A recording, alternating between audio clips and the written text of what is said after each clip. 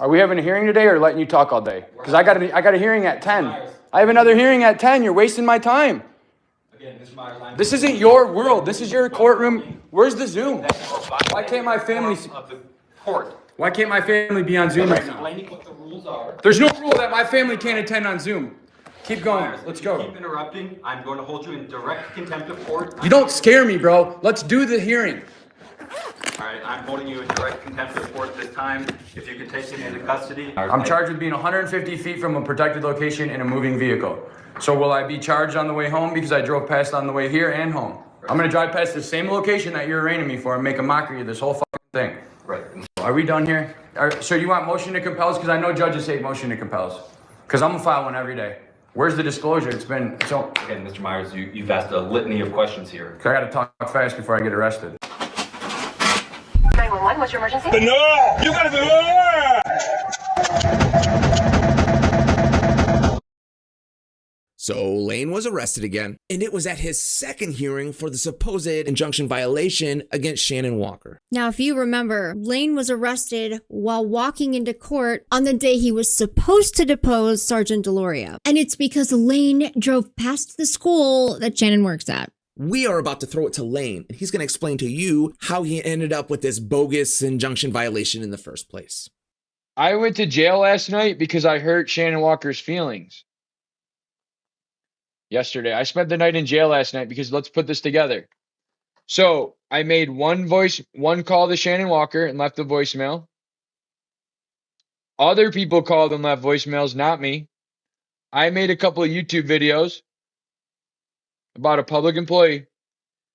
They got an injunction for harassment somehow. And then I violated that injunction for harassment by doing a U-turn and got arrested at court. So I don't feel safe. I come to court. I get arrested. They're willing to arrest me to avoid due process. And then I get arrested. So then I'm in court yesterday because I was in there the whole reason we had a court date was because I did a U-turn after leaving one voicemail and making some YouTube videos. So I made a YouTube video. Two YouTube videos, and I left the voicemail. That wasn't the voicemail itself was not a crime in and of itself. Like there was nothing contained in the voicemail that was like, that's a charge. It was just like, well, if you felt, and so I left one voicemail, made some YouTube videos about public information. She gets an injunction. They arrest me to stop the court date with Deloria. Then they charge me with fucking contempt and take me to jail overnight. So I've been to jail 2 times because Shannon Walker got a voicemail and some YouTube videos. Before we play the hearing where Lane gets arrested, here are some of the highlights from the first hearing in front of Judge Ball. We can't have people talking over each other because we are recording. It's my turn to talk. Right, and so then So I drove past 30 feet on the way there, and I'm going to drive past 60 feet on the way home. Will I be charged, yes or no? So, Mr. Myers. I'm charged with being 150 feet from a protected location in a moving vehicle. So will I be charged on the way home because I drove past on the way here and home? I'm going to drive past the same location that you're arraigning me for and make a mockery of this whole fucking thing. Right. I have another case going on. They're seeking jail time because I booed at City Hall, not because of this. This is a mockery, sir. Jail time on that case. Huh? I'm not seeking jail time on that case. Please don't mistake the facts. No, you're seeking it in this case to get it out of that, to try to cover up what you're doing in that case. You're a clown, plain and simple. Are we done here? So you want motion to compels? Because I know judges hate motion to compels. Because I'm going to file one every day. Where's the disclosure? It's been so. Again, Mr. Myers, you've asked a litany of questions here. I got to talk fast before I get arrested. Now, fast forward to December 5th, the day of the second hearing. Notice, Judge Ball prepared a speech. I think somebody got their feelings hurt at the last hearing. Previous court hearing, there are several misstatements and misrepresentations. It's incumbent upon the court to clarify and correct them, and to do so, expound the law. First, this court is a legal entity created by the Arizona State Constitution. The court is authorized by statutory law to preside over criminal cases within its specific and limited jurisdiction, which includes this case. The court's inherent authority to administer justice is ultimately derived from the consent of the governed. Accordingly, I preside over this court as a constitutional agent based on the acclamation of citizens who voted in the November 2020 election. I hold this office in public trust. The people have entrusted me with upholding the law, dignity, and honor of the Justice Court in Justice Precinct 6 in Pima County, Arizona. I have sworn an oath to do so, and I will continue to fulfill that oath until the end of my term. Therefore, not for my own sake, but for that of the public trust, I will enforce rules of courtroom decorum to maintain the dignity of the legal proceedings within this court's jurisdiction. Among those rules that will be enforced indiscriminately against all parties is that profanity will play no part in a party's presentation of their case.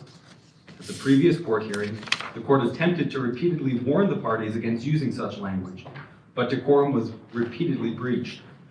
Words have meaning. In a court of law, words allow participants to come to terms with each other and their environment. Precise terms define legal relationships and help the court adjudicate cases according to the common law tradition to arrive at truth. While lay individuals may bemoan the specialized development of legal terminology as jargon, it is better described as the language of the law. In this case, the state of Arizona has vowed that if the defendant is convicted, it will seek a criminal penalty that, as construed by the Arizona Supreme Court, will deprive defendant of their liberty. Accordingly, defendant is entitled to legal representation from a licensed member of the Arizona State Bar, an individual whom the Arizona Supreme Court has determined has an adequate understanding of and ability to communicate in the language of the law. At the previous hearing, defendant, when told of this right, declined to exercise it, and instead avowed to the court that he intends to proceed pro se. As this term suggests, English is not the only natural language that has contributed to the language of the law. For example, many Latin influenced concepts have influenced common law jurisprudence. If the defendant continues to proceed pro se in this criminal matter, the court will hold defendant to the same standard as any other party, whether represented by a lawyer or not. When presenting their case, parties and lawyers are not to use profanity in the courtroom. There was a suggestion at the previous hearing that enforcing such rules of decorum violated a person's, quote, First Amendment rights, end quote. This is simply not true. When determining the scope of a law or the constitutional rights of individuals, we must start with the text. The First Amendment of the Constitution of the United States of America declares that, quote, Congress shall make no law abridging the freedom of speech, end quote. Of course, this court, in enforcing proper courtroom decorum, is not applying a law that the Congress of the United States of America made. Therefore, invoking the First Amendment in the context of enforcing courtroom decorum is inapplicable. Mr. Myers, if you could please have a seat. Nor does requiring proper courtroom... Are we at a Senate judiciary hearing or my hearing today? Because I have another hearing Mr. at Myers, 10. please don't interrupt the court. I'm making a record. Thank you. Nor does requiring proper courtroom decorum infringe upon a person's freedom of speech. The Arizona Constitution explicitly states that, quote, every person may freely speak, write, and publish on all subjects, being responsible for the abuse of that right, end quote. Using profanity in the courtroom during a legal proceeding is an abuse of the right for which the court will hold the person responsible by finding them in direct contempt. The courtroom is not the street corner. In fact, in reviewing the facts of the seminal case Cohen v. California, 403 U.S. 15 from 1971, it's important to note that the defendant, Paul Robert Cohen, who, in an expression of a strongly held opinion on federal conscription, wore a jacket in the courthouse that contained profanity, voluntarily and responsibly took the jacket off when he entered the actual courtroom. The Supreme Court's opinion in Cohen specifically mentions that Mr. Cohen was only cited for wearing the jacket in the public corridors of the courthouse, which the Supreme Court found to be constitutionally protected speech. But even Mr. Cohen recognized that entering the courtroom was different. It was a difference in kind rather than a difference in degree. The court has the authority and the responsibility to ensure respect and decorum in the courtroom. Profane words are not allowed because they distract from the dignity of the legal proceeding, interfere with the communication between the court and the parties, impede the administration of justice, and ultimately waste time. It does not abridge a person's freedom of speech to prohibit their use in the courtroom. Any suggestion to the contrary is not rooted in facts, logic, or the law. Further, as a judicial officer, I have an ethical obligation to ensure that my presiding over these proceedings does not give off even the appearance of impropriety. To that end, there was a material misrepresentation on the record that needs to be corrected. At the previous hearing, the court asked defendant, quote, so you would not like the court to appoint you any counsel, is that correct, end quote. To which the defendant replied, quote, I don't need one of your fake kangaroo attorneys, no, end quote. The court responded, quote, and so again, Mr. Myers, if we can maintain decorum in the courtroom, end quote. The record then reflects that defendant immediately stated the following non sequitur, quote, "Like you said you'd had 9 years experience when you had 3, my wife actually trained you," end quote. First, I have never said such a statement in court.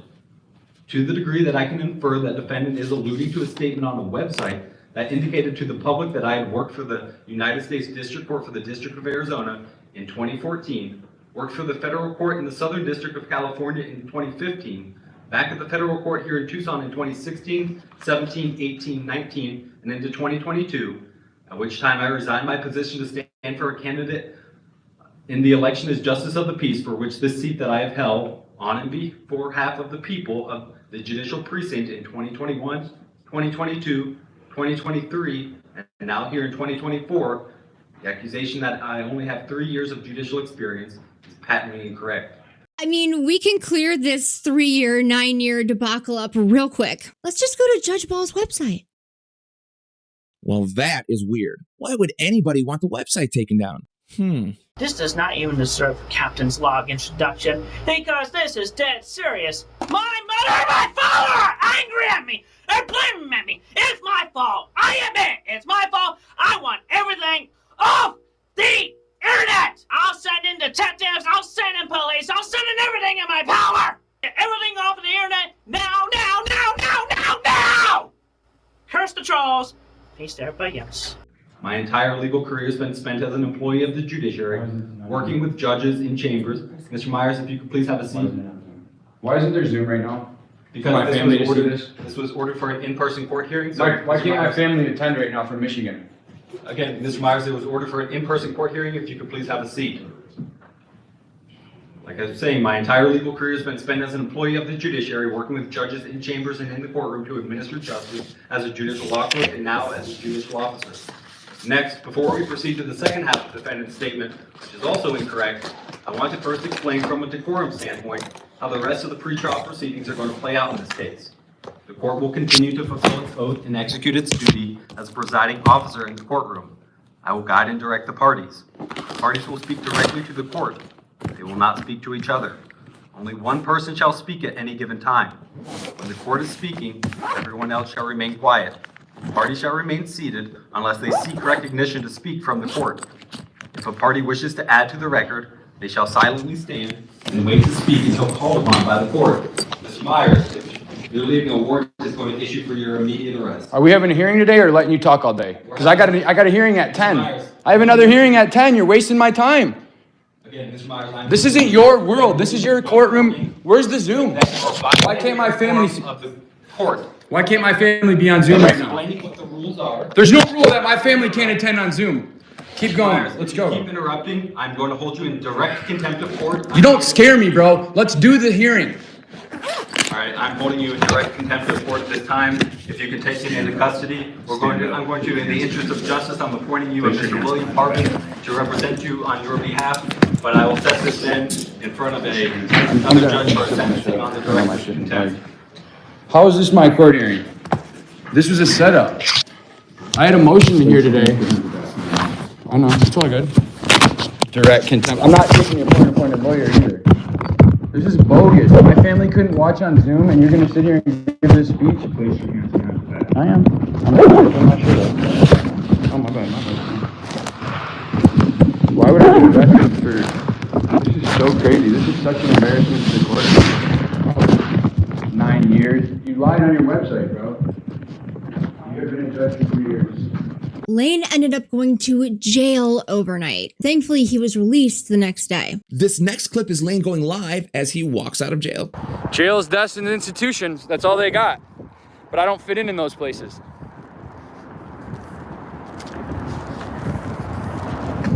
They don't have a code for contempt in the jail. How the fuck are you here on contempt? They said. You know how it is. They always do something with Lane they don't do with anybody else. But we all know I hurt that judge's feelings so fucking bad. He spent 2 weeks writing a fucking speech for the Senate Judiciary Committee to come in and tell me I hurt his feelings. Bro, if I hurt your fucking feelings so bad, quit the case and don't even show up at the next fucking court date. He literally started the hearing talking about everything that happened at the last court date. Why didn't you talk about that at the last court date? Why didn't you say fucking, hey man, and he's a lying sack of shit because he ain't been a judge for 9 fucking years. If Alexander Ball's been a judge for 9 fucking years, then my wife was a fucking federal judge for 5 fucking years. And I was going around everybody, she's a federal attorney. Well, I guess I should have been telling people my wife's a fucking federal judge. Because if you could be a law clerk and that makes you fucking mean that you could tell the whole world on your website that you have 6 years of federal judge experience because you were a fucking law clerk, that fucking hurt him, man. That really fucking hurt him. That really fucking hurt his feelings that I caught him lying on his fucking own website when I fucking said, yeah, and your shit says 9 and you only been a judge for 3 fucking years. Oh boy. And he can't even handle scrutiny. Hey, he can't even handle fucking scrutiny. The website was deleted. Hey, Mark Wunderlich. Hey, you're telling me that my fucking website, the website, alexanderball.com, please tell me that we have that saved somewhere in the Wayback Machine. Straight bullshit. I hurt the judge's feelings. He threw me in fucking jail, and the next judge was like, get him out of jail immediately. When I got to the jail, they didn't even know what to put in the computer because you're not even supposed to go to jail for contempt. I was supposed to be taken in the fucking back and issued a show cause order under ARS 12861. And you motherfuckers knew that, and you let them take me to fucking jail and put me in that fucking jail on the wrong fucking charge. I was supposed to be cited and fucking released on a class 2 misdemeanor under CR 35 and ARS 12861. You could have took me in the back, issued me a show cause order, and fucking released me to go to my next fucking hearing. But you took me to jail, and when I got to jail, they realized you shouldn't be in fucking jail because you don't get taken to fucking jail. Code's under 12. ARS 12 is not a bookable offense, you stupid motherfuckers. You fucking took me to jail on a charge that is not bookable. You cannot book me on 12861. The jail doesn't have a place for 12861, and it's not a fucking crime, okay? It's a fucking ARS 12861. It's a fucking cite and release. It is not a bookable offense. And I know you set that shit up ahead of time, and I got something for your ass. You're gonna really like it. It's the most expensive piece of paper that's ever had your fucking name on it in your life. Bet that. And then the jail didn't know what to fucking do with me because you can't be in jail under ARS 12861. So they had to put a different charge on there.